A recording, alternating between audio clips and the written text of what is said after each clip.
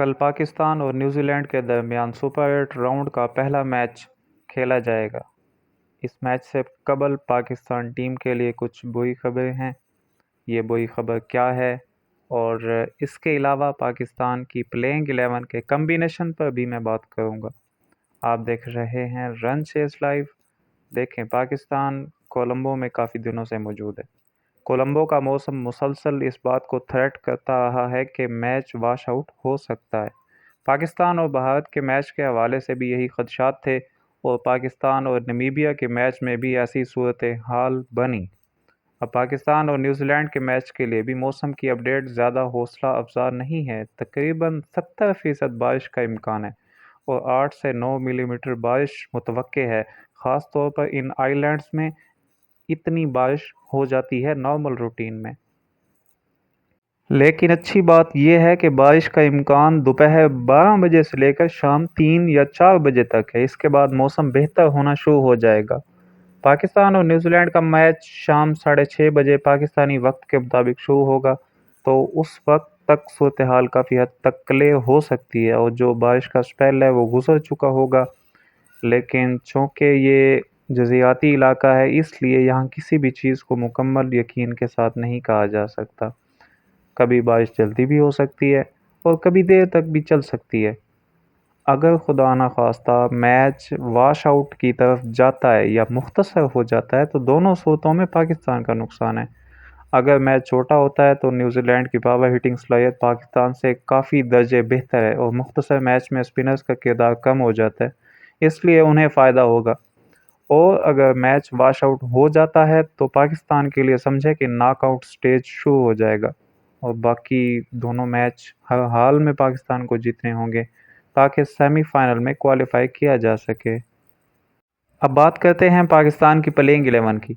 इस वक्त पाकिस्तान की टीम के कम्बिनेशन में 3 बड़े मसाइल हमें नज़र आते हैं।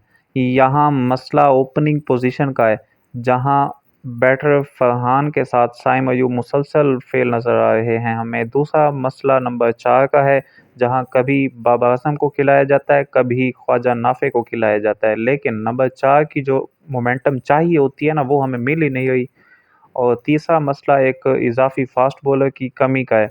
डेथ ओवर्स में पाकिस्तान को स्पिनर से बॉलिंग करवाना पड़ती है। नीदरलैंड और भारत के खिलाफ मैच में ये कमी हमें वाज़िया तौर पे महसूस भी हुई।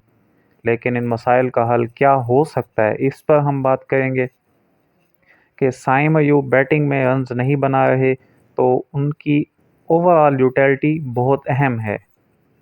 वो अच्छे फील्डर हैं, मुफीद बॉलिंग करते हैं और टीम को बैलेंस भी देते हैं, इसलिए उन्हें फौरी तौर पर ड्रॉप करना आसान फ़ैसला तो नहीं होगा।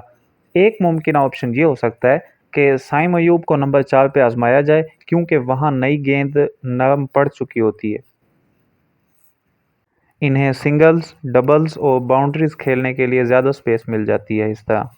और दूसरी तरफ बाबर आजम को ओपनिंग पर भेजा जा सकता है, क्योंकि नंबर 4 उनके लिए कदर लेट पोजीशन साबित हो जाती है हर दफ़ा जब भी वो 4 पर खेलते हैं।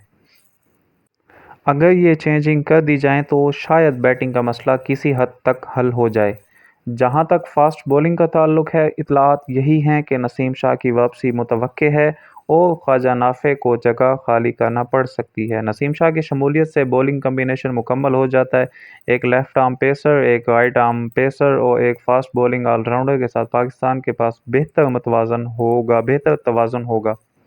स्पिन डिपार्टमेंट में भी ऑप्शंस काफ़ी हद तक मौजूद हैं, इसलिए नसीम शाह टीम के लिए एक मिसिंग लिंक साबित हो सकते हैं, जिससे हमारा बॉलिंग डिपार्टमेंट मुकम्मल हो जाएगा। और अब देखना ये है कि टीम मैनेजमेंट का हतमी फ़ैसला क्या है, वो क्या करते हैं और मौसम हमारा कितना साथ देता है। अगर मैच मुकम्मल ओवर्स का होता है तो पाकिस्तान के पास जीतने का अच्छा मौका साबित होगा।